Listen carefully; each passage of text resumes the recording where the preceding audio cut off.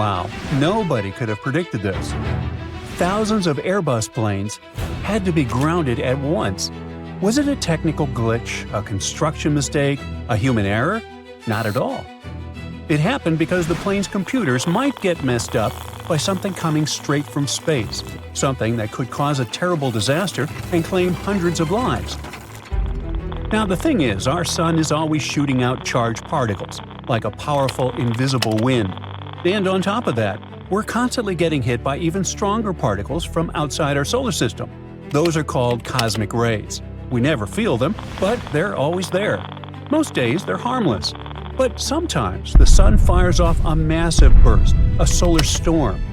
And that stuff can seriously mess with electronics. It's also what triggers those insanely bright auroras. Now, because of this risk, Airbus checked around 6,000 planes.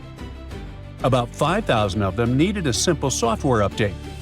But around 900 older planes needed a whole new computer. According to Airbus, radiation from the sun might have corrupted data that's essential for flight control. And this issue could have affected many A320 aircraft already in service. The main problem is a piece of software that calculates the plane's elevation. If high-energy particles hit the computer at the wrong moment, the hardware can glitch, and that glitch becomes a software error. You see, when planes fly high, the air is thinner, so more space particles get through. If one of those particles hits a microchip, it can flip a tiny bit. A 0 becomes a 1, or a 1 becomes a 0. That tiny flip is called a single-event upset, and it can make electronics act weird. You can probably imagine the catastrophic outcome an altitude-related mistake can lead to. Airbus planes are finally getting back to normal after the company rushed out a software fix, which was way faster than anyone expected. By the way, the warning itself came after a JetBlue flight ran into trouble mid-air when a solar flare may have messed with its flight controls. That JetBlue plane was flying from Cancun to New Jersey when something suddenly went wrong. The jet dropped sharply. It was fast enough that people were thrown around the cabin. Some passengers hit the ceiling. Around 15 to 20 people ended up in hospitals. At 2:19 p.m., the pilots made an emergency landing in Tampa. Medical teams immediately rushed on board. JetBlue pulled the plane from service immediately, and the FAA is now digging into what exactly happened. In any case, these days we rely a lot on watching the sun. There are satellites in space right now whose only job is to track solar tantrums and warn us before they cause trouble. Luckily, we're finally heading toward a calmer period of the sun's cycle, but it never truly quiets down. Even when our star seems calm, it's still firing particles at us non-stop. And recently, scientists from several countries found something hidden in ancient tree rings, a huge jump in radiocarbon dating from about 12,350 BCE, right near the end of the last ice age. For years, no one could tell how strong this spike really was because there was no good way to model it. Now, with a new climate chemistry model, researchers have finally figured out that this thing was the most powerful solar particle storm ever found. Nothing else in the record even comes close. The team built a special model. It's designed to recreate how the atmosphere behaved during glacial times, letting them study ancient solar storms. And when they tested the model on the newly discovered event, they found it was even stronger than the famous AD 775 storm, which used to be considered the biggest one on record. Compared to a strong solar storm from 2005, the Ice Age event was hundreds of times more intense. Other big historical storms did happen long ago, around 994 CE, 663 BCE, 5259 BCE, and 7176 BCE. Hey, I wasn't around then. But none of them reached this level. The researchers also checked the model using wood found in the French Alps that dates back around 14,300 years, so the timeline lines up. Solar particle storms don't happen often, but when they do, they blast Earth with high-energy particles that can change the atmosphere and leave clear marks in tree rings. Even the famous Carrington event of 1859, which knocked out telegraph lines around the world, was actually a different kind of solar outburst. What makes this new discovery stand out is that it's the only known extreme solar particle event from before the last 12,000 years of warm climate. Until now, scientists could only look for such storms inside that window. But with this new model, the scientists were finally able to figure out how strong this ancient solar outburst really was, when it hit, and what it might have done to Earth. The model now works for both warm periods and for the cold, icy world that existed before it. That's a big step forward for studying old radiocarbon spikes. The team focused on how solar particle storms can pump huge amounts of extra radiocarbon into the atmosphere. Normally, this type of carbon forms when cosmic rays hit our air. But during one of these extreme storms, the amount shoots up fast, and trees trap that sudden jump inside their rings, which basically creates a time stamp that survives for thousands of years. These sharp spikes, known as Miyake events, have already helped scientists date things like Viking settlements in North America and early farming communities in Greece. This ancient blast sets a new upper limit for what our star can do, and it's alarming. Knowing the size of the event is crucial. A storm of that scale today could threaten satellites, mess with communication systems, and overload power grids. It gives researchers a clearer picture of the most extreme kind of space weather our planet might ever face, and what it could mean for modern life. Now luckily, Earth is wrapped in a kind of invisible shield that blocks most of the dangerous particles the Sun throws at us.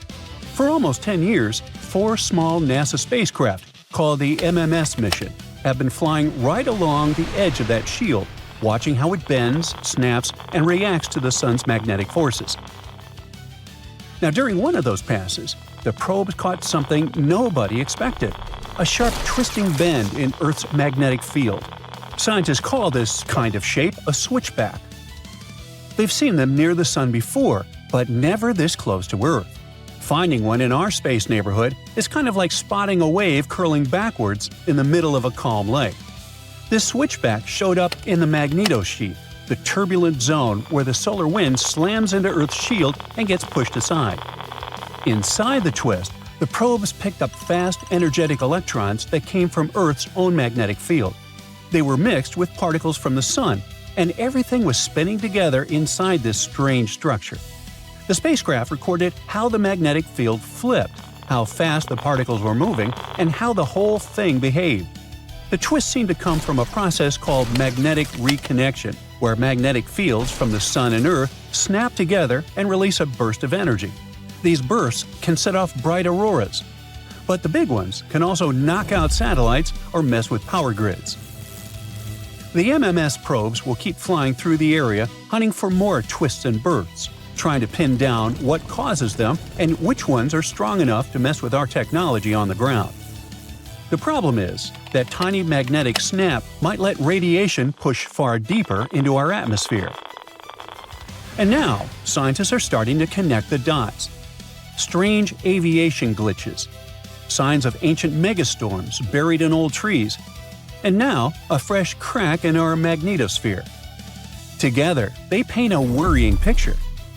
We depend on calm space weather for everything: planes in the sky, GPS, satellites, even the power running through our homes. The Airbus grounding might end up looking like a gentle warning, the first hint that something much bigger could be building out in space. A recent shocking discovery, shocking I tell you, shows that one galaxy can devour another smaller one, leaving behind just faint remains. Can anything like this happen to our home Milky Way galaxy? And if it does, what will happen to the inhabitants of the planet Earth? You know, us. Well, let's figure it out. This whole discovery is actually a curious story. Even before the Rubin Observatory, an astronomical observatory in Chile, even started its full science work, it accidentally helped astronomers spot something totally unexpected. In June, the team released its very first test images, and one of them showed a deep look at the Virgo cluster. That's a huge group of nearby galaxies scientists have been studying for years. But in the bottom right corner of that image, there was something thin and strange, and it wasn't me. It was a tiny razor-sharp streak of stars stretching away from a well-known galaxy called M61. No one had ever seen it before. Now, M61 looks a lot like our own Milky Way galaxy. It's a barred spiral galaxy with long, sweeping arms. But despite the similar shape, the center of M61 is far more dramatic. While Milky Way's supermassive black hole sits quietly, almost as if it's asleep, M61's black hole is wide awake and hungry. It feeds on surrounding matter and blasts out powerful flows of energy, which creates a kind of galactic storm that spreads through the galaxy. M61 has been studied for decades, but Rubin's camera is built to pick up things that are extremely faint. That's why this new star system suddenly appeared. It was as if someone turned on a flashlight in a dark room. Now, the stream is enormous. It's about 50 kiloparsecs long, which is roughly 163,000 light-years. That's more than the size of the entire Milky Way. Most stellar streams around our own galaxy are only a few tens of thousands of light-years long, so this one is huge by comparison. Scientists think that the long trail is made of a dwarf galaxy that got too close to M61. Once it crossed into the larger galaxy's territory, the dwarf galaxy became trapped in its gravitational grip. Little by little, powerful tidal forces began pulling it apart, stretching it into a long, faint trail of stars. Eventually, it was completely ripped apart by M61's gravity. When that happened, the larger galaxy seemed to have responded with a burst of new star-making about 10 million years ago. It almost felt like the collision kicked it awake. This process, large galaxies tearing smaller ones apart, is thought to be one of the main ways galaxies, like the Milky Way and M61, grow over billions of years. Each smaller galaxy that falls in becomes fuel for the larger one, adding stars and gas, and sometimes this process can even stir up activity around the central black hole. Will our Milky Way become that smaller galaxy one day? Well, we do have a much bigger neighbor, the Andromeda Galaxy. But at the moment, we can't predict whether it'll get hungry enough to attack the Milky Way. Whew, what a relief. Anyway, it might seem weird that the M61 stream had gone unnoticed for so long. It wasn't exactly faint or subtle, glowing with the light of about 100 million suns. Hard to miss. But it managed this trick by staying hidden behind a nearby galaxy. This makes it really difficult to detect even bright stellar streams. To find them, we need extremely sensitive instruments and careful techniques. At least now we know that giant galaxies may grow by eating smaller ones, leaving long trails of stars behind as evidence. The researchers admit that it's surprising that such a huge structure stayed hidden around a famous galaxy for so long. And it seems that the discovery of the M61 stream is just the beginning. The night sky might start filling with new uncovered structures, ghostly trails, forgotten galaxies, and the remains of ancient cosmic encounters. The Rubin Observatory is a brand new astronomy center built on a mountain in Chile. Its full name is the Vera C. Rubin Observatory. It was named after the astronomer who first found strong evidence that dark matter is real. Now, what makes Rubin special is that it's the first telescope of its kind. Its giant mirrors, super-sensitive camera, fast movement, and powerful computers all use cutting-edge technology. The main telescope, called the Simonyi Survey Telescope, has a 27-foot mirror, and it uses the LSST camera, which is the biggest digital camera ever made. But we'll talk about it a bit later. For 10 years, this telescope will take extremely detailed pictures of the southern sky. It will scan the entire sky every few nights, creating a huge, high-quality time-lapse video, the largest movie of the universe ever recorded. This movie will help scientists spot things that change over time, like asteroids, comets, stars that get brighter or dimmer, and exploding stars called supernovae. To create this giant time-lapse, the Rubin Observatory will have to use a lot of new technology. Some of its parts were invented from scratch, and others were improved versions of older designs. It'll help scientists discover all kinds of things. Many we already expect, and many we can't even imagine yet.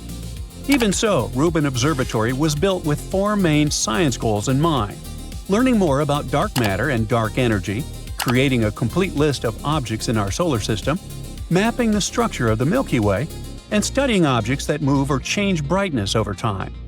Everything about the telescope, its huge size, fast scanning speed, and ultra-sensitive camera was designed to make discoveries in these 4 areas as complete as possible. Rubin's telescope isn't the first telescope with a mirror about 27 feet wide, but it is the first to combine its primary mirror and tertiary mirror into one single surface. Putting both mirrors together is a special innovation that makes the entire telescope more compact. Because of this, it can move faster and get ready for its next observation much more quickly. The telescope's LSST camera is the biggest digital camera ever created. It's about the size of an SUV and weighs around 6,000 pounds. It holds a giant 3,200 megapixel CCD array.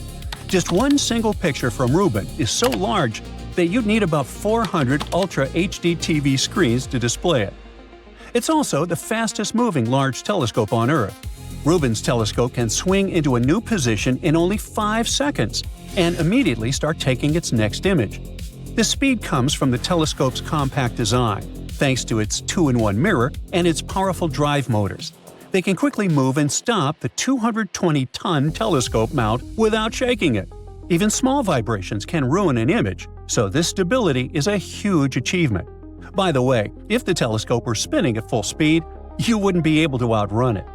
Also, Rubin Observatory has a rare combination. It can collect a lot of light and capture a very large area of the sky in a single picture.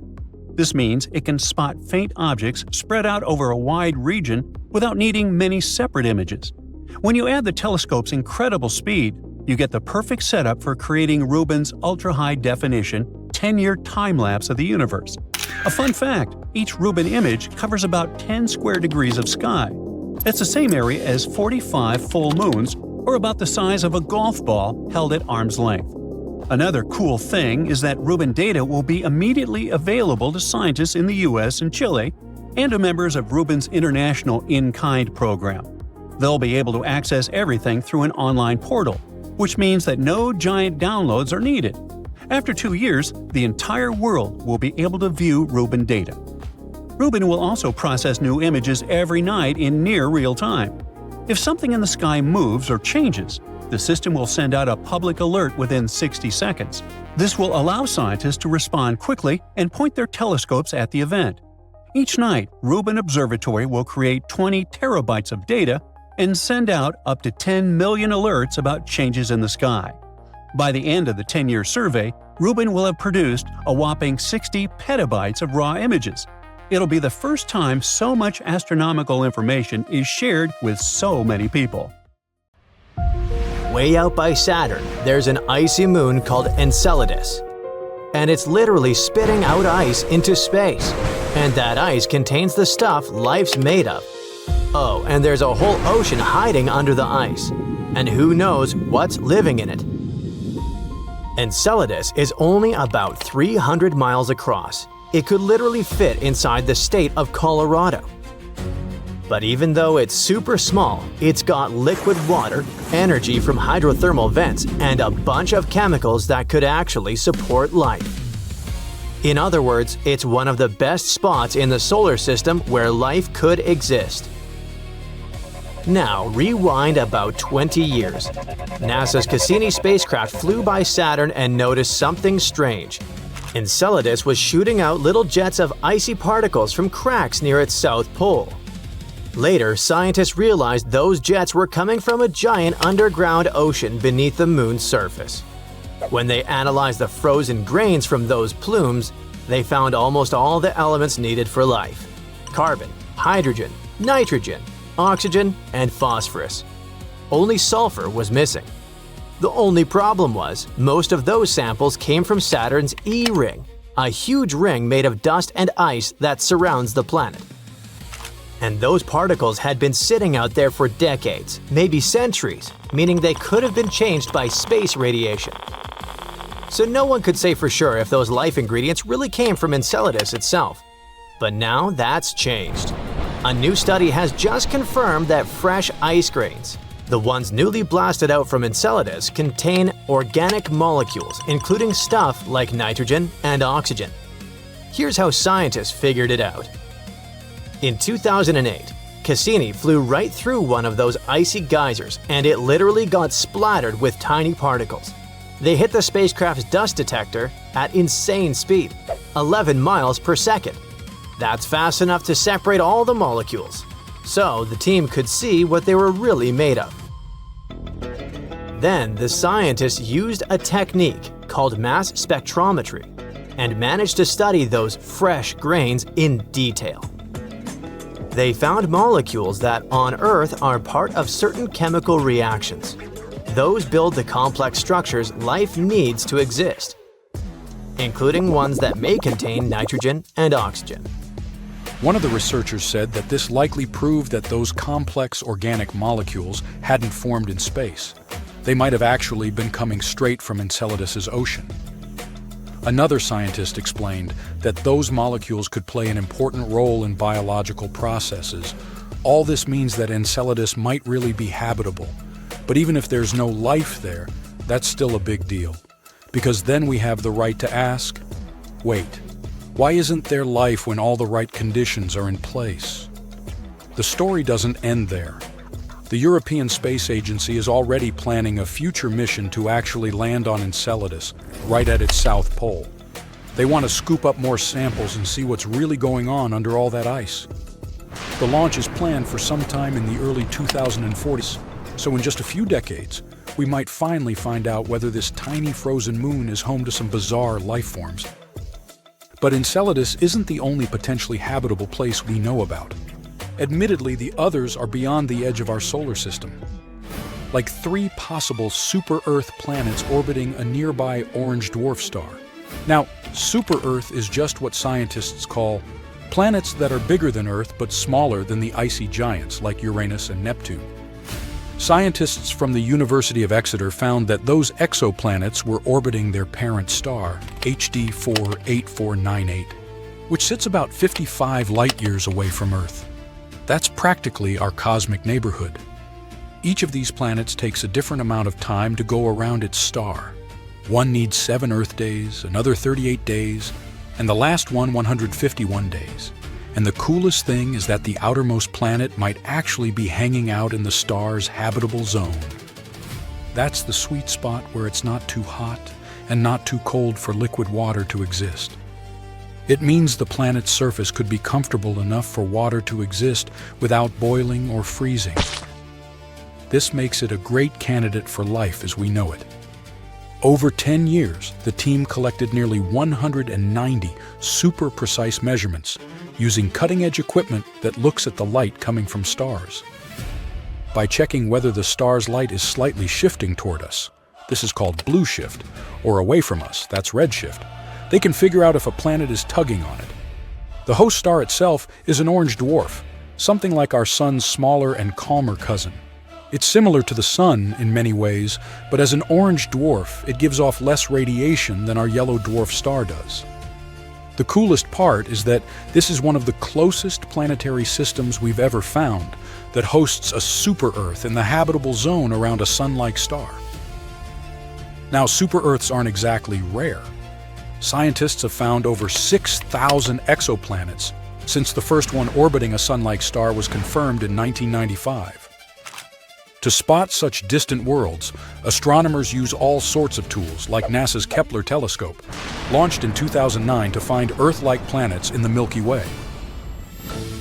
Let's sneak a peek at some of the most exciting exoplanets out there. Gliese 667cc is only 22 light-years away, even though that's still about 129 trillion miles from us. It's about 3.8 times the mass of Earth, and zips around its red dwarf star in just 28 days. So a year there is 13 times shorter than ours. Its red dwarf star is cooler, and the planet probably sits in the habitable zone, though occasional stellar flares could give it a sunburn. Kepler 22b is way farther out at 600+ light-years. It was the first Kepler planet found in a habitable zone. It's about 2.4 times bigger than Earth, and we still don't know if it's rocky, liquid, or gaseous. Its orbit is close to Earth's, taking 290 days to circle its G-class star, smaller and colder than our Sun. Kepler 69c is a whopping 2,700 light-years away. This planet is almost 70% larger than Earth. Its orbit takes 242 days, putting it in a Venus-like spot in its system. But since its star is only 80% as luminous as our Sun, the conditions on that planet might be way friendlier than those on Venus. We discovered TOI 733b in 2023. This world is about 245 light-years away. It orbits its star super fast, taking just 4.9 Earth days. But the coolest thing is that it might be completely covered by a massive ocean. Could there be life in that ocean? Time will tell. GJ 1214b is 40 light-years away, pretty close by space terms. The planet is almost 3 times Earth's diameter and 8 times as heavy. It needs 38 hours to orbit its red dwarf star.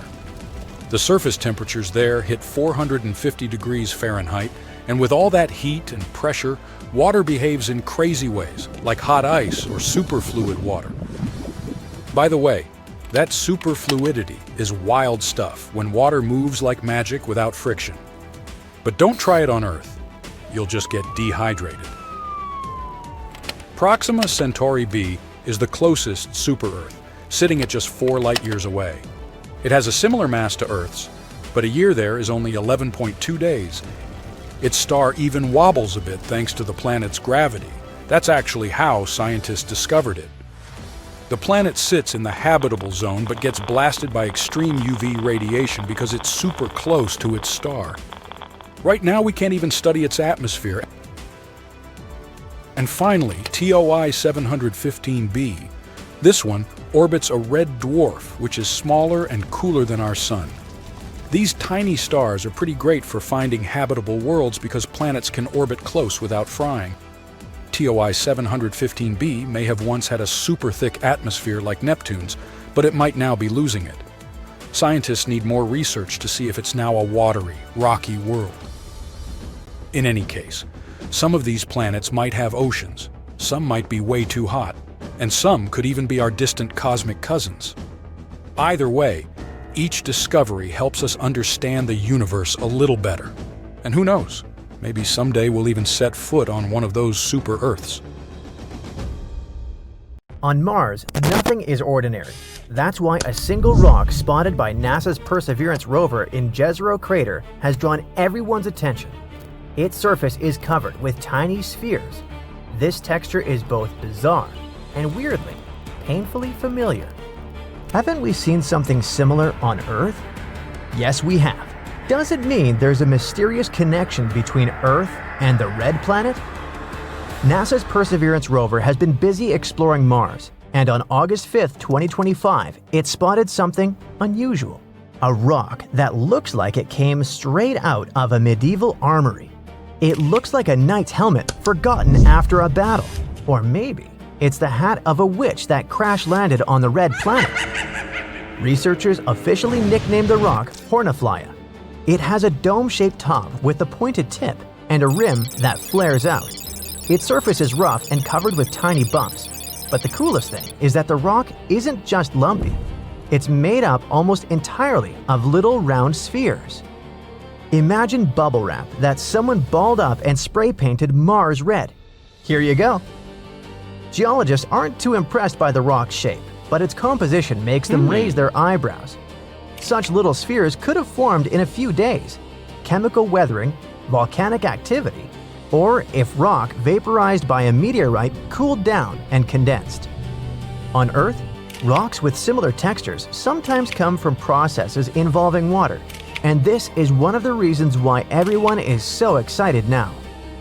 If underground waters had a hand in shaping the rock, it could mean there was a lot of water on Mars in the past.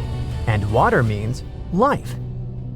Now, another cool thing about this helmet is that it's a floating rock. The term means that it looks completely different from those around it. Basically, this rock doesn't belong to the area where the rover found it. The best guess is that it was launched from another location. Maybe it was a volcanic eruption, or more likely, an asteroid smacked into the Martian surface and flung it across the landscape. Interestingly, this isn't the first bubble rock Perseverance has seen. Back in March 2025, it found another sphere-covered rock, and some of the tiny balls had holes in them. If you look closely at Horniflya, you can see a bunch of those too. That might mean they're what geologists call ooids, small spherical layered grains. On Earth, ooids form when calcium carbonate builds up layer by layer in shallow water. Picture a warm, shallow sea near the equator. The water is a little choppy and waves are constantly moving things around. That's the kind of place ooids are born. They grow like pearls in oysters. An ooid starts small, usually with a tiny grain of sand or some other speck. The water is overloaded with calcium carbonate, so every time the waves move that grain around, a new layer builds up. Over time, the layers pile on and you've got yourself a neat little ball. Sometimes the center isn't as tough as the layers surrounding it. That's why the core can dissolve or even disappear completely, leaving behind a hole.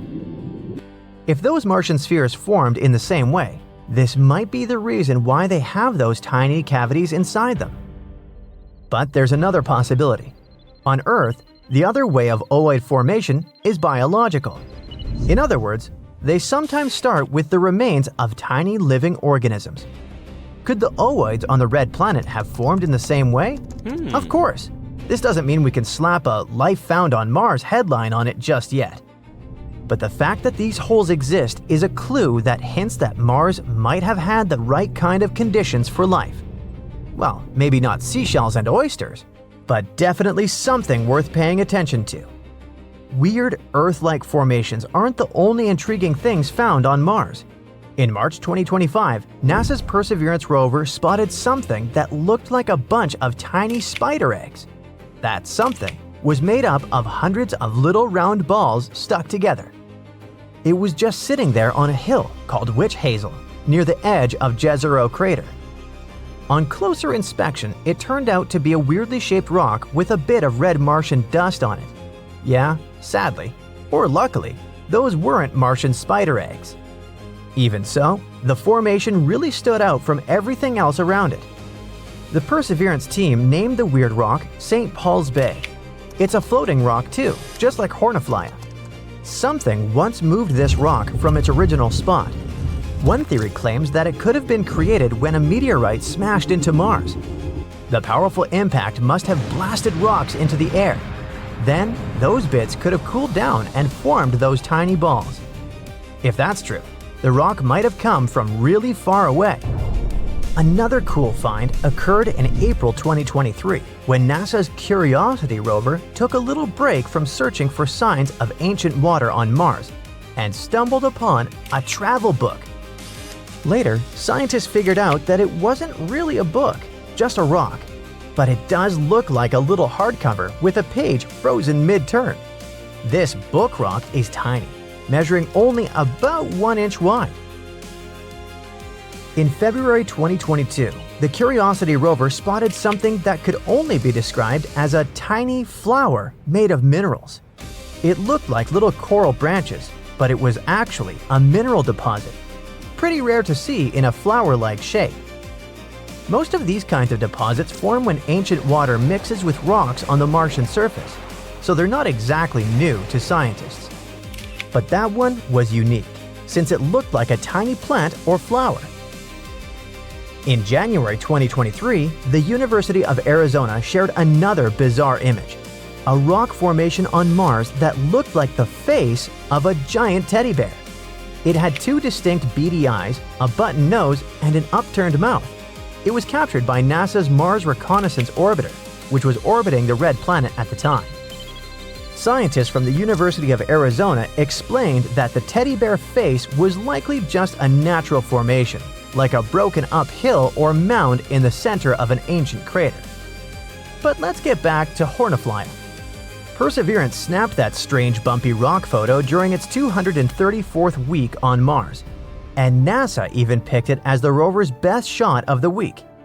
Of course, the rover's main job isn't collecting cool-looking rocks. Perseverance was launched on July 30th, 2020 with a big goal: to search for traces of ancient microbial life and figure out if Mars was ever truly habitable. That mission is connected directly to NASA's Artemis program. It's focused on setting up a long-term base on the Moon. The idea is that such colonies on Earth's natural satellite will help manage and support the first astronaut landing on Mars. At the same time, SpaceX CEO Elon Musk has his own ideas. He wants to send uncrewed missions to Mars as soon as the end of 2026. In the meantime, Perseverance has been busy.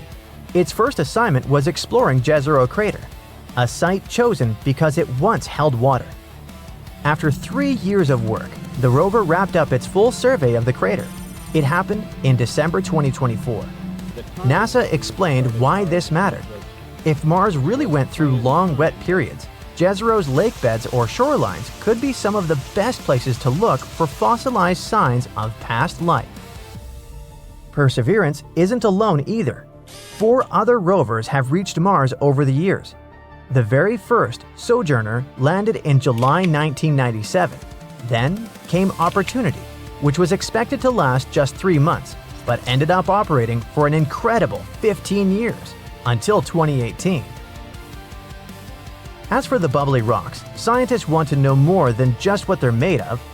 They're curious about where those rocks originally formed, and whether they lie in layers that could reveal how different materials build up over time.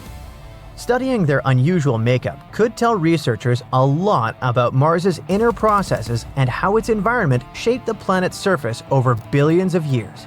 And maybe we could finally find out if there was life on the red planet.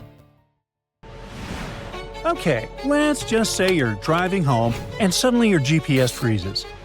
Your phone says you've got full bars, but it takes forever to make a call. Or maybe the call drops for no reason and you have to redial. You brush it off. Probably just your carrier being weird. But then, later, during a house party, your light flickers for a second. No need to panic, you're not haunted by a ghost. At least I hope not. No, it's much more likely that the sun is acting up. Because a giant hole about 500,000 miles wide opened in its atmosphere, and now it's sending strange stuff straight at us on Earth. Okay, so what does that even mean, a hole in the sun? Well, when we look at the sun with highly protective sunglasses, of course, all we can see is a bright, calm star. But that couldn't be further from the truth. Up close, it's total chaos. Its surface boils with magnetic storms. Loops of plasma twist and snap, and every now and then, the outer layer, called the corona, becomes unpredictable. That's what happened recently when a massive region of the sun's atmosphere suddenly changed shape.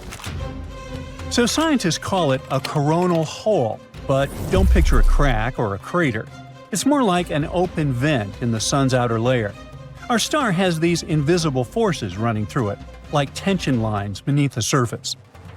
Most of the time, they loop back on themselves, but sometimes, in certain spots, they stretch outward into space like open lanes. And that's when stuff starts flying. Particles shoot out at crazy speeds in what we call the solar wind. This wind hurls through space at about 1 million miles per hour, which is fast enough to reach Earth in a few days. The area of the sun where the wind comes from looks darker and cooler than the rest of it. That's why we call it a coronal hole. And the current one is huge, so big that you could fit about 62 Earths side by side. It stretches across a massive chunk of the sun's southern hemisphere and is pointed straight at our planet. So, what exactly is the sun sending our way, and what happens when it gets here? Well, solar wind isn't just fast. It's also packed with tiny charged particles the sun hurls out when it's feeling active. And when that stream runs into Earth's magnetic field, it's like tossing a rock into a still pond. It presses against our planet's magnetic shield, distorting it like a balloon being poked from the outside. That's what creates these breathtaking auroras. However, sometimes, the sun takes it even further. Instead of a steady stream, it blasts out a massive cloud of solar material all at once. That's called a coronal mass ejection, or CME. This can mess with GPS and jam signals, as partly because of something called the ionosphere, a charged layer way up in Earth's atmosphere that helps radio signals travel. When that layer gets disturbed, signals start bouncing weirdly or dropping out completely. In late May 2025, Earth was hit by a geomagnetic storm. It was classified as a G3, which means strong. It came from a stream of high-speed solar wind released by a coronal hole and caused visible auroras as far south as Iowa and Oregon. Warnings issued pointed to GPS and shortwave radio disruptions during the storm, but no serious issues were reported. Just a few days later, the situation got worse. On June 1st and 2nd, another storm happened. This time, it was a G4 class. That one is considered a severe level event, just one step below the highest category. The skies lit up. People across the northern U.S., and even as far south as California and New Mexico, saw glowing curtains of green and pink across the night sky. It's the kind of thing you normally have to travel to the Arctic or Antarctic Circle to see. Okay, fine, I'm convinced. Ghosts don't do this stuff. But it wasn't just a light show, although even astronauts aboard the International Space Station were able to capture breathtaking pictures. Airlines received radiation warnings and may have altered some flight paths as a precaution. Satellite operators were monitoring for signal drift, and high-frequency radio used by ships, planes, and amateur operators could have experienced brief disruptions. But then came another one. A few weeks later, in mid-June, Earth was hit by a G2 class geomagnetic storm. It wasn't as intense as the earlier G4 event, which meant less risk for disruptions and another chance to catch glowing skies on camera. Then, just to keep things interesting, the Sun followed it up with a pair of powerful solar flares on June 17th and 19th. Solar flares are distinct kinds of outbursts, but with similar consequences. The Sun's surface is constantly moving, dragging magnetic fields around like tangled cords. Eventually, those lines get twisted so tightly that they snap, and that snap is what causes a solar flare. If a CME is the Sun launching materials, a solar flare is more like the Sun flipping a light switch, except the light is radiation, which floods space at the speed of, well, light. Flares hit fast, sometimes within minutes, and they don't need to carry particles to cause problems. So, while CMEs are like massive clouds of solar blasts that take a day or two to arrive, solar flares are the flash that hits you before you even see it coming. And in mid-June, Earth got hit with two of them, one after another. The second one was the stronger one and briefly knocked out radio communications across parts of the U.S. Why is all this happening? It's not random. The Sun follows a pattern. It goes through phases, kind of like moods. Yeah, solar moods. Every 11 years or so, it gets a little dramatic. More flares, more sunspots, more weirdness. Scientists call this peak period the solar maximum, and we are currently in the middle of one. Right now, we're in solar cycle 25, which is expected to peak sometime between now and early 2026. During this time, the Sun's getting active. It seems like things are just starting to heat up, and we can expect even wilder storms in the coming months. But if that's the case, should we be worried? Well, not really. At least not in a run-for-the-bunkers kind of way. Solar storms don't hurt people directly. You're not going to get sunburned through your roof or microwaved in your sleep. Unless they announce a beautiful aurora, you won't even know it happened. The bigger concern is for the systems quietly running in the background – satellites, navigation networks, and electricity. When the magnetic field gets disturbed, it can cause electric currents to form on the ground. And those currents don't just stay underground, they can sneak into power lines. If those currents get strong enough, they can overload transformers, damage electrical systems, and even knock out entire power grids. That's what happened in Quebec in 1989, when a solar storm blacked out the whole province in 90 seconds. So that's why agencies like NASA and NOAA track solar activity constantly. They know when something's headed our way, how strong it might be, and what kind of warnings to send out. Now, we usually don't think about the Sun unless it's too hot or messing with our beach plans, huh? Or when it's freezing and we're stuck indoors, dreaming of summer. But occasionally, it reminds us that it's still a wild thing. a fascinating ball of chaos. It flares, it erupts, it throws giant waves of charged particles across space just to see what happens. And even from 93 million miles away, we feel it. A dropped signal, a beautiful glowing sky, a power flicker. Little hints that we're not as disconnected from space as we'd like to believe. So, the next time your GPS acts weird or your screen glitches for no reason, don't blame your phone or Casper. It just might be the sun feeling moody again. If you're scared of spiders, never ever visit Mars. In March 2025, NASA's Perseverance rover found something looking like a bunch of tiny spider eggs on the surface of the red planet. This something is made up of hundreds of little round balls stuck together. What if all these eggs hatch? Will hordes of eight-legged creatures swarm the red planet? Doubtful. The thing found by Perseverance was just sitting there on a hill called Witch Hazel, near the edge of Jezero Crater. On closer inspection, it turned out to be a weirdly shaped rock with a bit of Martian dust on it. Yeah, sadly, or luckily, those weren't Martian spider eggs. Even so, the formation really stood out from everything else around it. The Perseverance team named the weird rock St. Paul's Bay. It's what scientists call a float rock. This term means that it didn't form where it was found, but somehow got moved there. So, at the moment, we don't have enough clues to figure out its background and how it got that strange texture.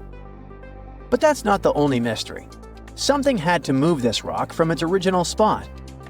One theory claims that the rock could have been created when a meteorite smashed into Mars.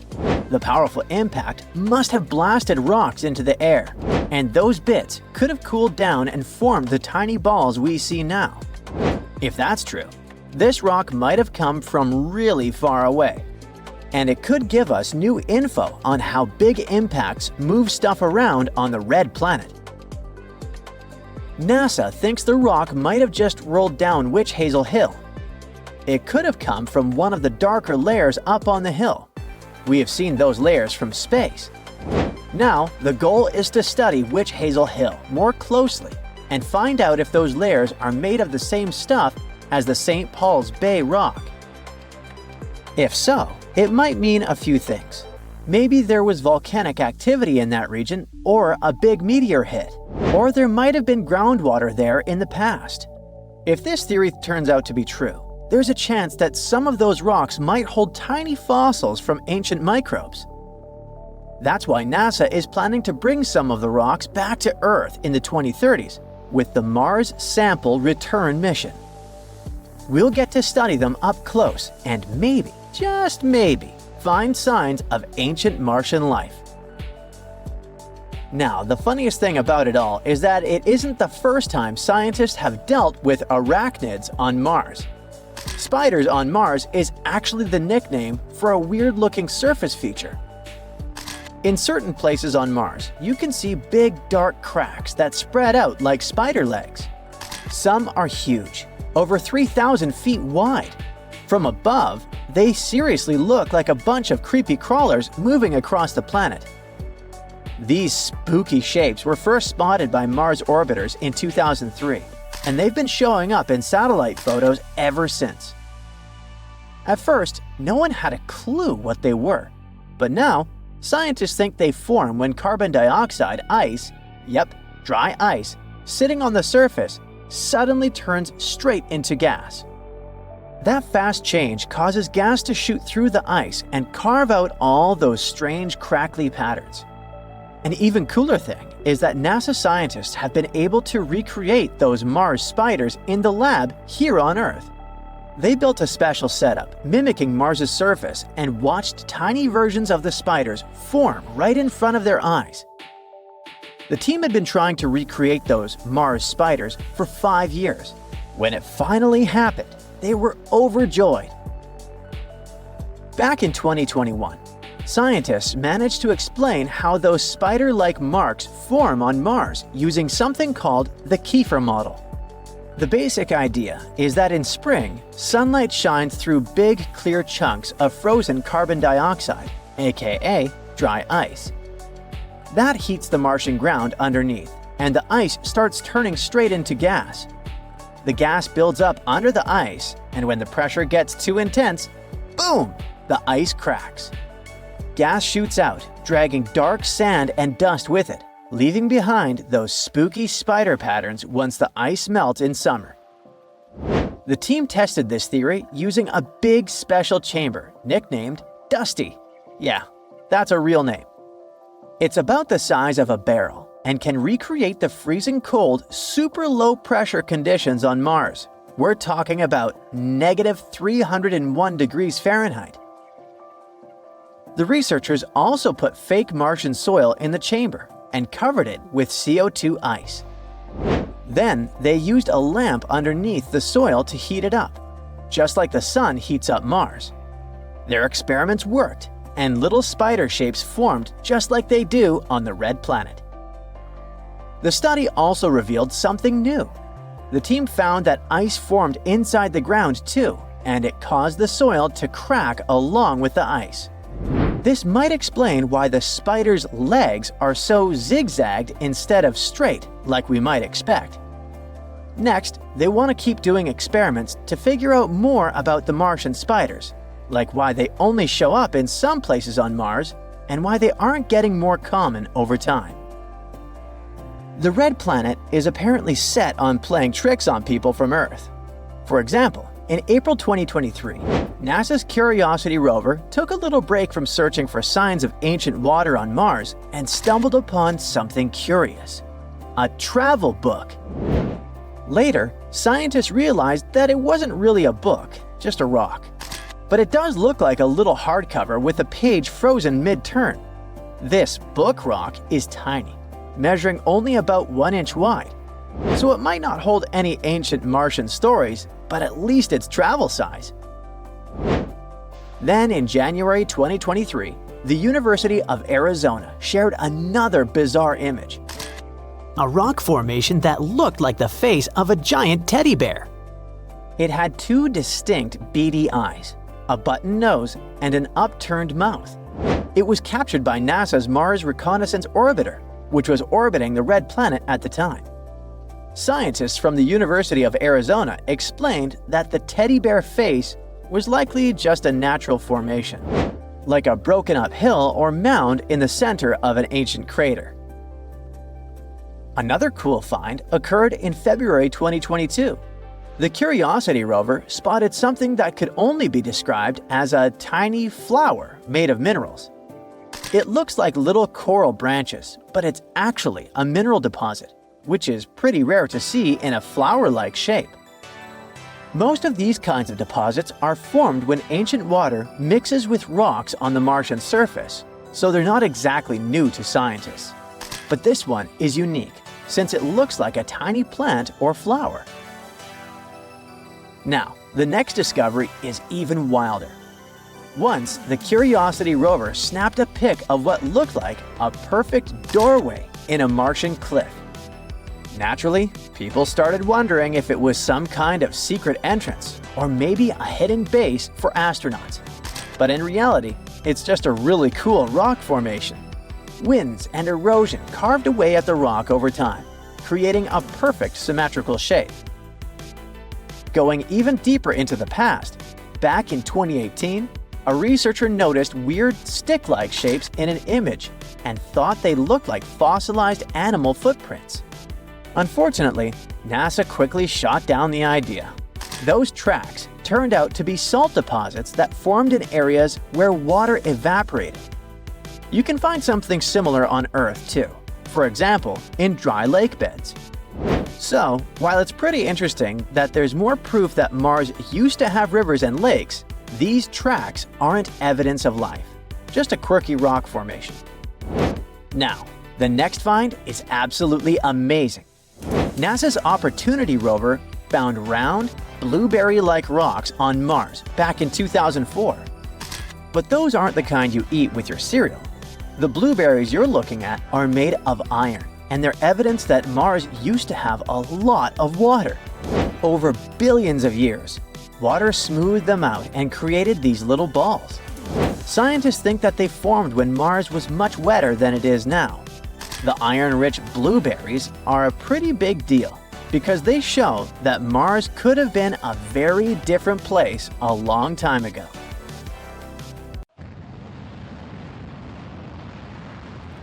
NASA sent a spacecraft right into the Sun. It's the fastest human-made object ever and could cover the distance from Philadelphia to Washington, D.C. in just 1 second. The Parker Solar Probe's mission is to study our star's dangerous behavior. Scientists warn that massive solar storms are inevitable, and the consequences could be catastrophic for our planet. The spacecraft got 7 times closer to the Sun than any other probe ever did. It managed to do so during its 20-second flyby to the star since its launch in 2018. Because our star is so massive, its gravity is really strong, like a giant magnet.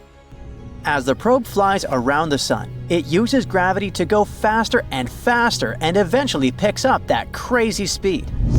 As it got closer and closer to the Sun's corona, which is its outer atmosphere, the probe had to survive temperatures of 2,552 degrees Fahrenheit. That's hot enough to melt many metals. It was protected from that heat and radiation by a 4.5-inch thick carbon shield. It kept the tools inside the probe safe and running at around room temperature. The scientists went to all this effort because they're hoping to solve a big mystery about the Sun that's been puzzling them for ages. The surface of our main star is already super hot, but as you move closer out to the corona, the temperature shoots up to millions of degrees. And it doesn't make any sense because it's farther away from the Sun. So maybe we could finally get some answers about this heat phenomenon. The mission is also going to help us understand something called solar wind. The Sun is constantly shooting out tiny bits of energy and charged particles into space, like a never-ending breeze of electricity. When this solar wind hits Earth, it can create amazing light shows in the sky called auroras. The more active the Sun is, the farther south you can see auroras. Our star follows natural cycles that last about 11 years. The activity goes from low to high and back down to low. Right now, we're in the solar maximum, the peak of the activity cycle. That's why we've spotted beautiful auroras in the most unexpected places in 2024. The downside to it is that the Sun's activity can send out bursts of energy and charged particles that can mess up things like radios, satellites, and even GPS. It can be dangerous, especially for astronauts out in space who aren't as protected as we are here on Earth. Humans wouldn't feel the compression of the planet's electromagnetic field because of all the extra radiation, but power grids are really sensitive to it. If we don't act fast, when it happens, the influx of energy will go into power transformers all over the world, disrupt them, and leave big areas without electricity. If this happens during a hurricane or a tornado, when communication is already super important, it could make it much harder for emergency services to communicate and save lives. That's why it's so important to learn to predict this space weather. It's tricky because, unlike most disasters, like earthquakes, floods, and volcanoes, it doesn't leave behind any kind of physical evidence. The only big solar storms we really know about happened in 1859 and 1921.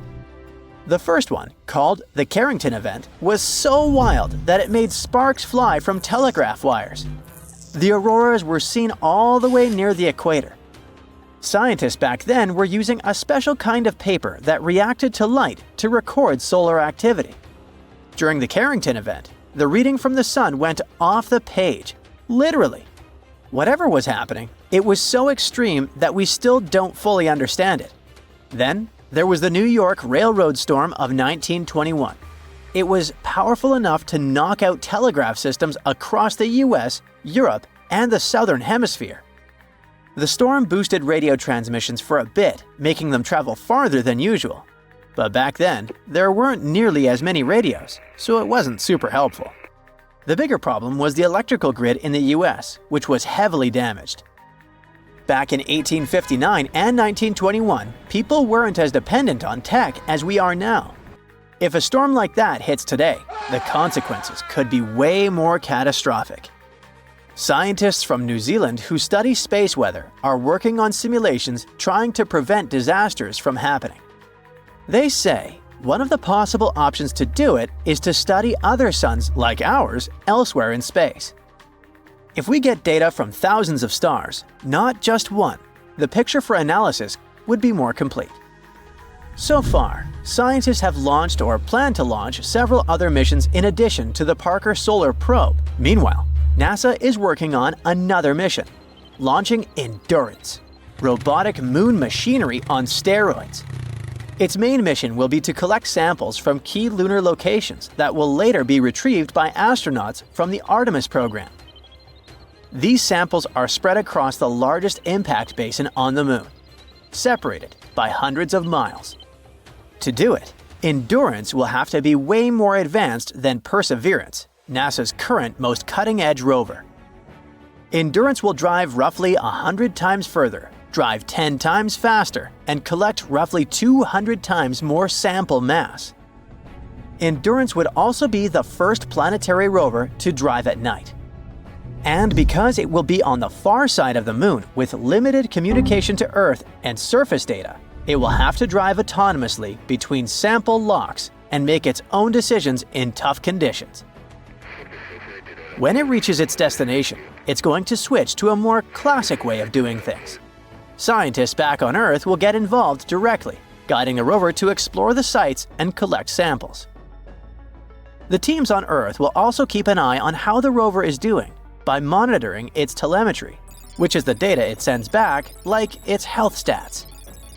If they spot any signs that a part is wearing out or something isn't working quite right, they'll tweak the plan to keep things running smoothly.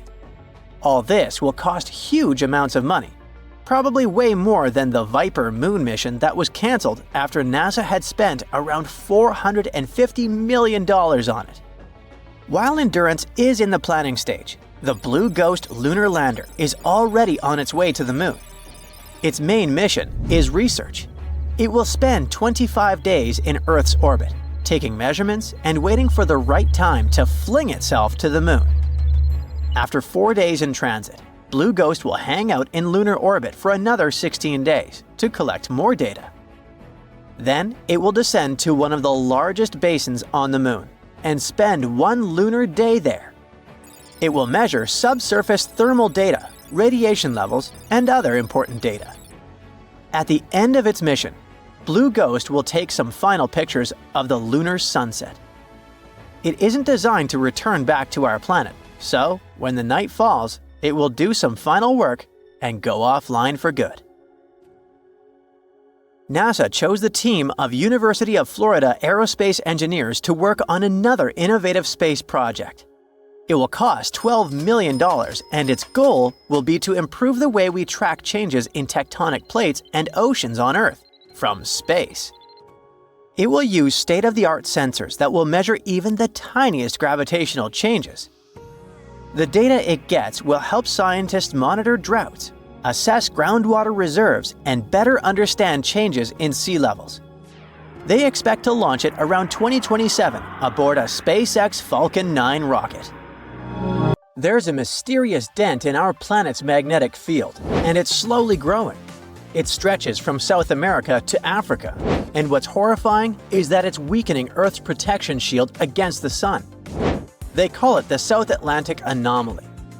And while most people on Earth don't feel its effects for now, satellites and spacecraft passing through it already do. Deep inside our planet, there's a giant ball of molten iron and nickel, the outer core. The metal inside is so hot that it's constantly moving and swirling.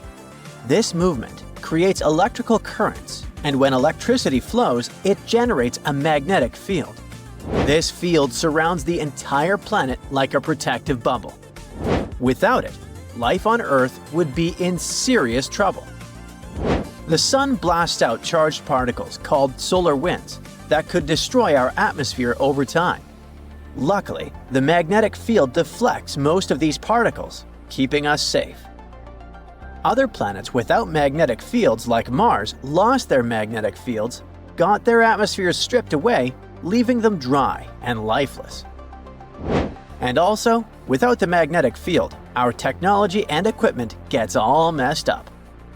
Satellites, power grids, and even airplanes could get hit by intense radiation. This would lead to communication failures, GPS errors, and blackouts.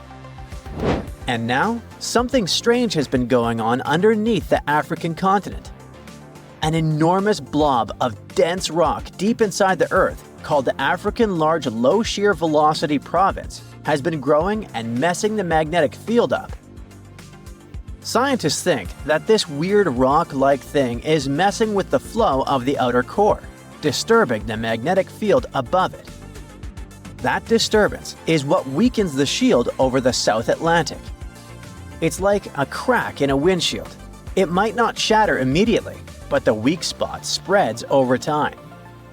Now, NASA is watching it closely.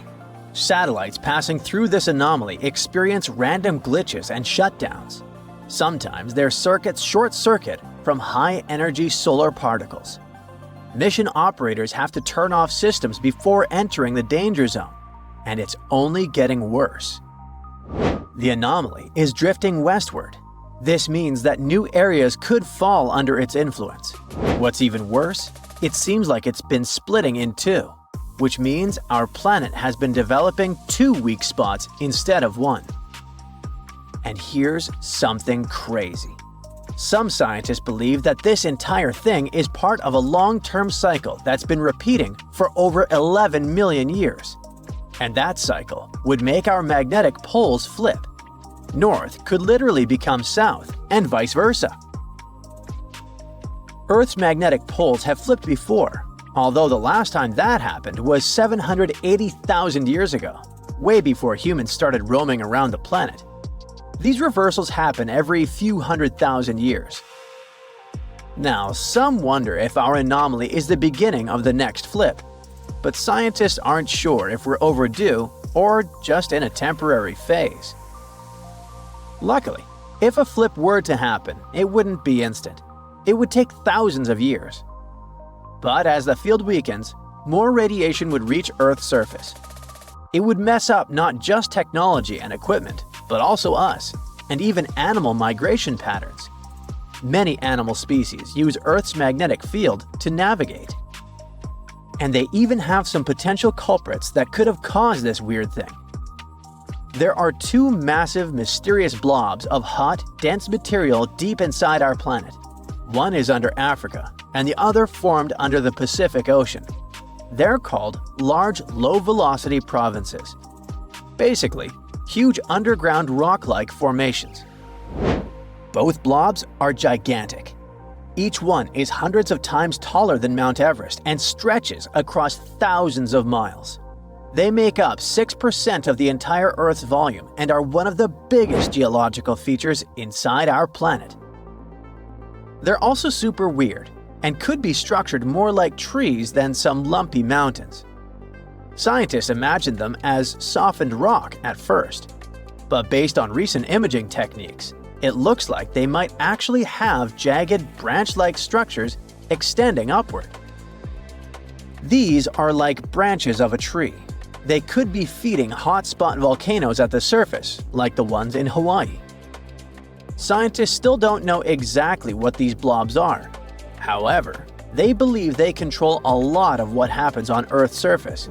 Stuff like volcanic eruptions, earthquakes, and, of course, changes in the magnetic field.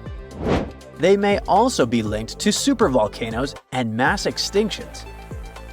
The eruptions that they could cause could be like the ones that happened in ancient times and possibly wiped out entire species. If the blobs are connected to supervolcanoes, they might have had absolutely insane disasters in the past and might even cause more troubles in the future. But they also help us control plate tectonics, which affect earthquakes and mountain formation. They might also contain material from Earth's early days, or even from Theia. That was the mysterious planet that crashed into Earth and helped form the Moon about 4.5 billion years ago. Finally, Earth literally breathes because of these blobs, which is insane. The Sun and the Moon's gravitational pull stretches the Earth slightly, making it rise and fall like a breath. But now, scientists found that this tidal movement is slightly off-kilter over the blobs.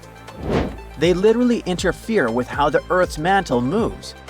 These two huge structures actually actively affect how our planet behaves, which is super dangerous.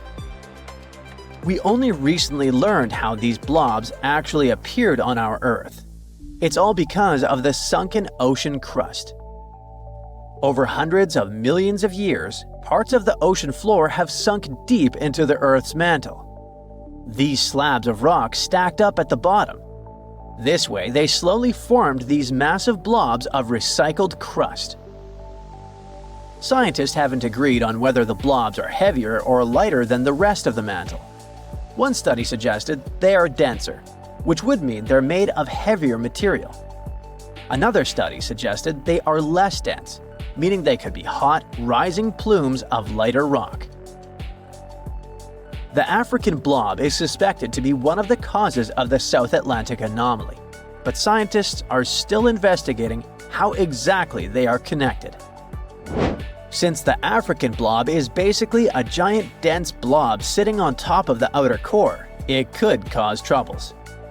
The African blob is hotter and possibly chemically different from the surrounding mantle. It could be disturbing the outer core, affecting the magnetic field, weakening it. Another crazy thing is that they might contain an ocean of water locked inside their minerals. Scientists discovered that huge amounts of water, as much as all of Earth's oceans combined, are trapped in minerals deep in the mantle. One mineral, ringwoodite, can store water inside its crystal structure, but it's only possible under extreme pressure and super hot temperatures, like in the deep mantle. So there could be vast hidden water reservoirs inside the blobs. Not literal bodies of water, of course, but tons of little water molecules weirdly locked away deep beneath the surface.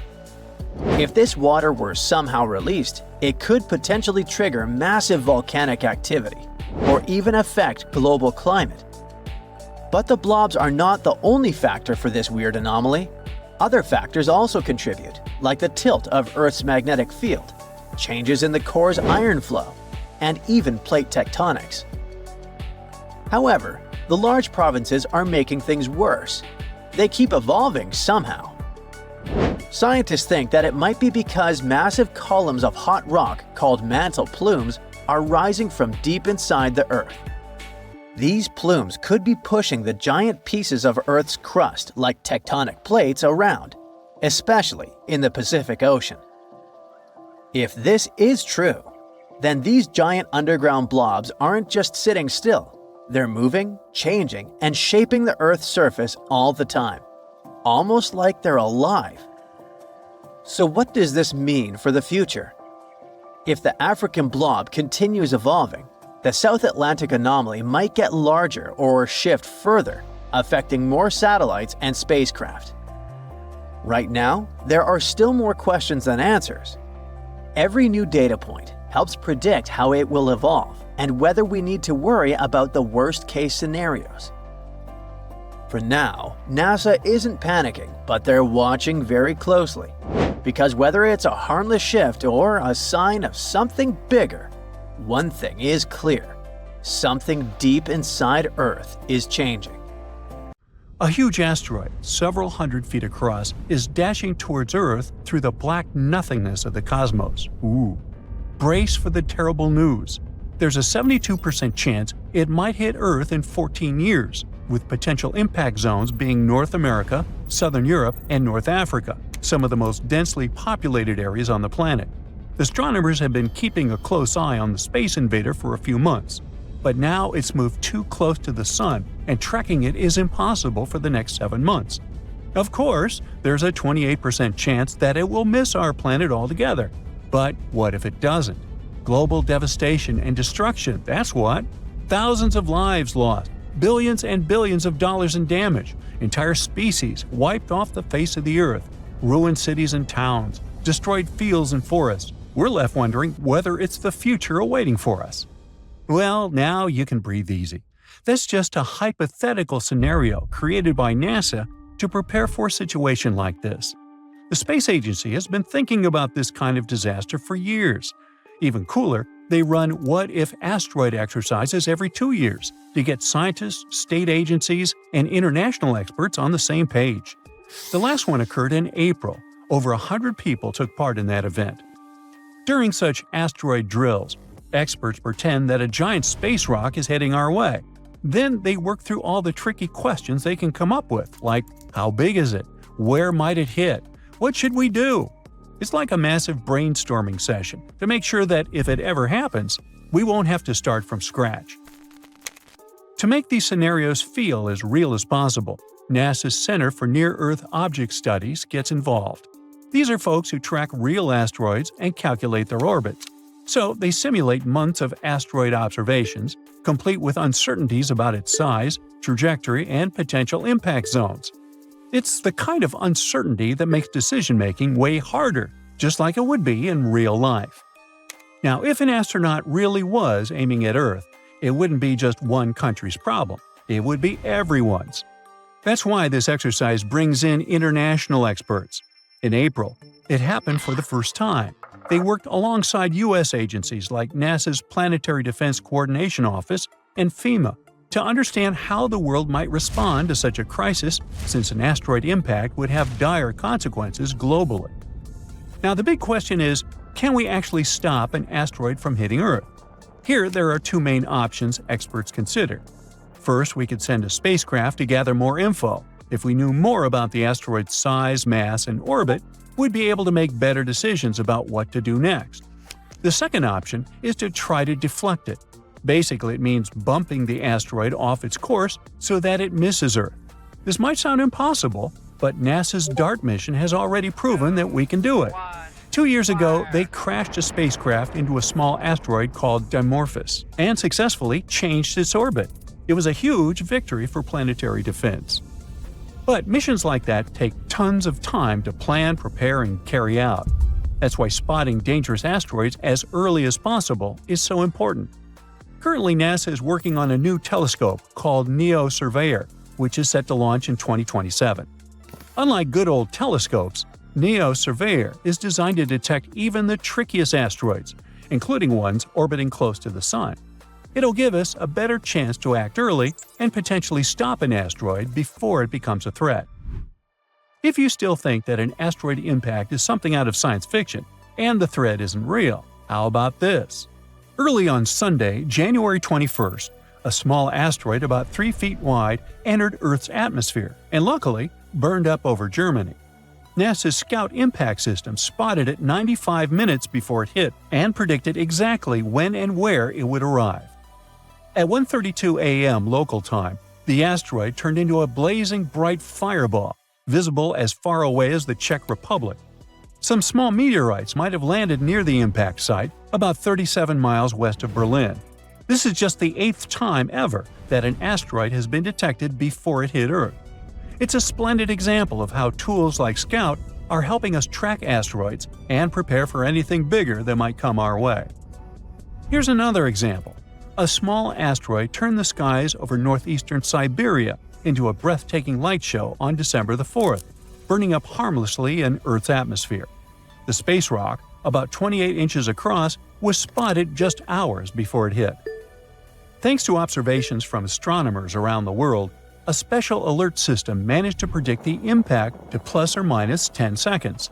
The asteroid entered Earth's atmosphere at 1:15 a.m. local time. The authorities were put on alert, but there was no damage reports. NASA's Asteroid Terrestrial Impact Last Alert System, or ATLAS, spotted the rock 12 hours before it entered the atmosphere.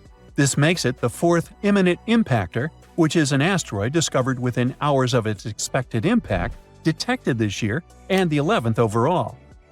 Now, China also has big plans for planetary defense. They're working on their first mission to hit an asteroid, and it's got a double purpose. One spacecraft will crash into the asteroid, and the other will hang back to study the whole thing for up to a year. In other words, it's not just about protecting Earth. It's also a way to learn more about the solar system. The target is an asteroid called 2015 XF261, which is a mouthful, and also about 100 feet wide.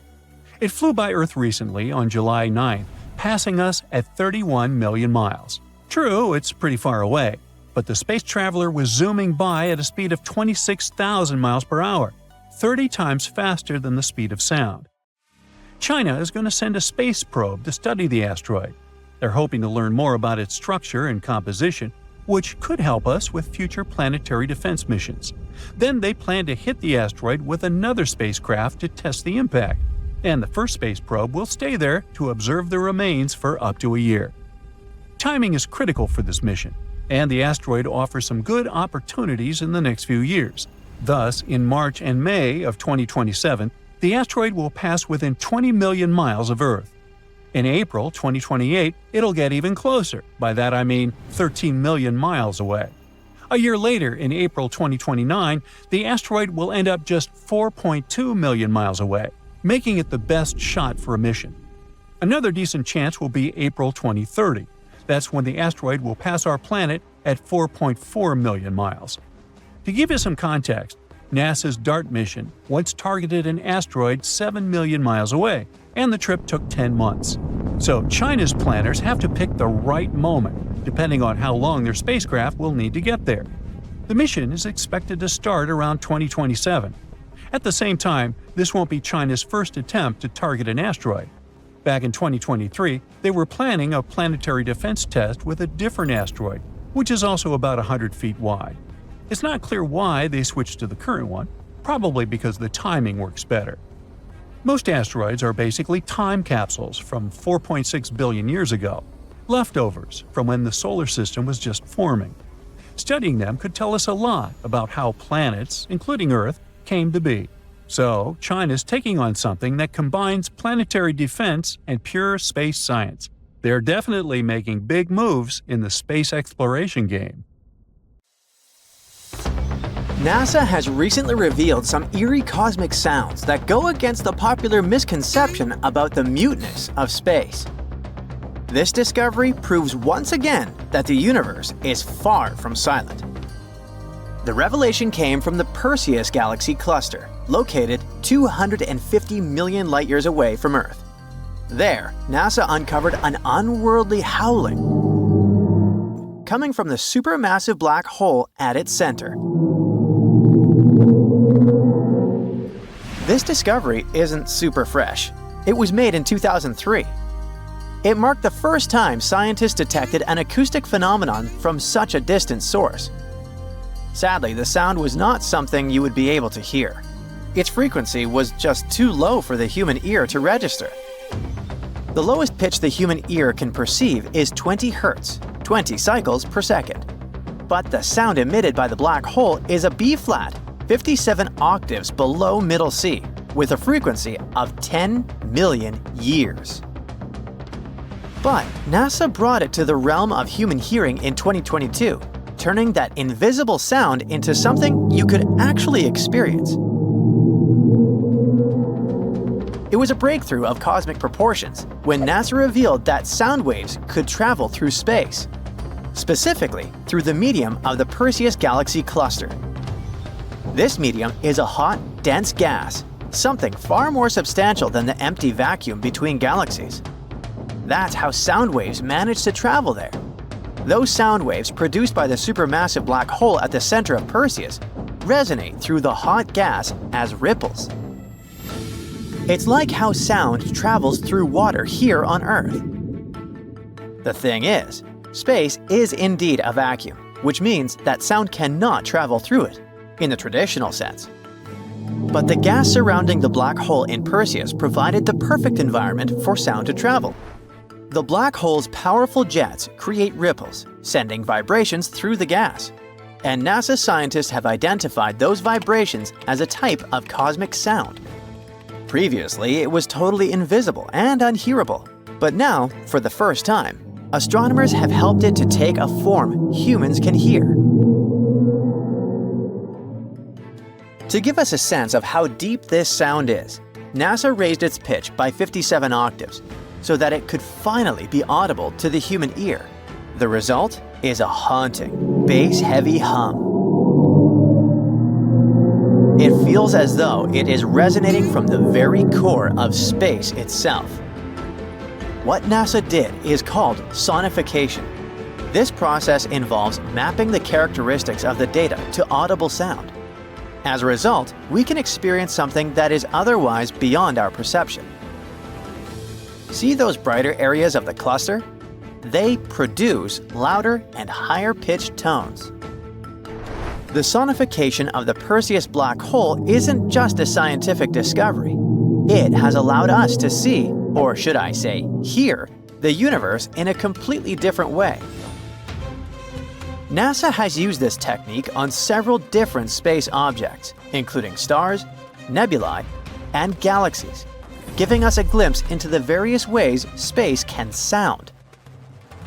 One of the coolest NASA's sonifications is Cassiopeia A. It's the remains of a star spotted as a supernova more than 300 years ago. Located around 10,000 light-years away from Earth, this shattered remnant of a once massive star has a neutron star at its core. And it's the youngest neutron star in our galaxy that we know about. To perform the sonification of Cassiopeia A, NASA took the data captured by the Chandra X-ray Observatory and translated it into sound. Starting at the center, a triangle-shaped tone marks the location of the neutron star. Then, the sound spreads outward, which represents the expanding debris field. That's when the pitch rises and the tones become brighter. The sound grows louder and seems to mirror the outbursts of the supernova and the formation of new elements.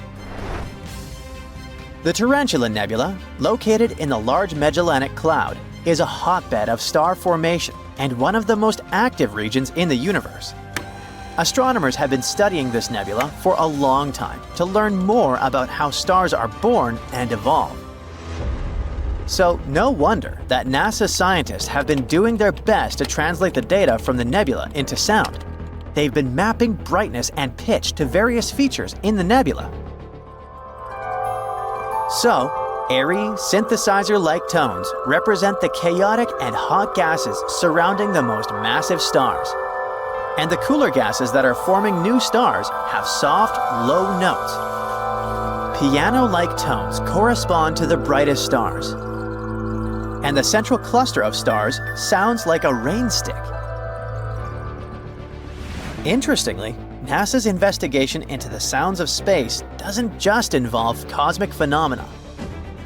It's also based on the experiences of astronauts, and some of them are truly eerie. After all, space exploration is always filled with unexpected surprises, and sometimes those surprises come in the form of strange noises aboard spacecraft. One such incident occurred aboard the International Space Station, when astronaut Butch Wilmore reported hearing a strange noise coming from Boeing's Starliner spacecraft. By that time, this spaceship had been docked at the station for almost 3 months. The Starliner had just completed an 8-day mission that went awry. The technical issues have been plaguing the spacecraft ever since. Wilmore described the sound as a pulsing noise, similar to a sonar ping. It was coming through the spacecraft's speaker system. This strange noise made Wilmore contact NASA's Johnson Space Center in Houston. Of course, Mission Control immediately began investigating. They were able to listen to the audio inside the Starliner. Wilmore even held his microphone up to the speaker so that NASA could hear it more clearly. The people in charge of the investigation finally identified the source of the noise. They announced there was an audio configuration issue with the ISS's complex communication system. The thing is, this system connects numerous spacecraft and modules, and such configurations can sometimes lead to strange noises. NASA reassured everyone that such an issue wasn't really unusual. At the same time, they encourage astronauts to report any unexpected sounds they come across. At the same time, this incident was just another proof of how tricky it is to maintain advanced spacecraft systems in orbit. The Starliner had already faced serious delays and setbacks, and every new issue added extra pressure. Everyone was worried about the spacecraft's safe return to Earth. In any case, it's not the only incident involving eerie space sounds. In 1969, during the Apollo 10 mission, astronauts heard something truly bizarre while orbiting the Moon. Now, Apollo 10 was a dry run for the historic Apollo 11 moon landing. This mission involved astronauts Thomas Stafford, John Young, and Eugene Cernan. They were testing the systems of the lunar module. Everything was going smoothly, and then they started passing behind the Moon. In that region, radio signals from Earth couldn't reach them.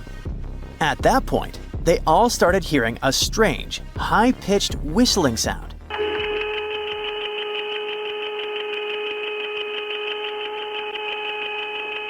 It was coming through their headsets.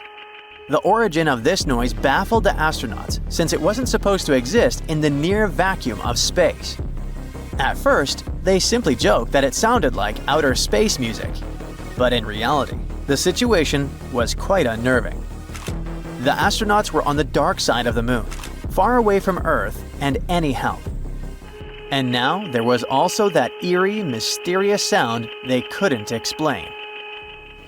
At the same time, NASA was super worried about astronauts' health and mental condition. So the crew didn't immediately report the noise to Mission Control. But after they returned to Earth, NASA engineers thoroughly investigated the phenomenon.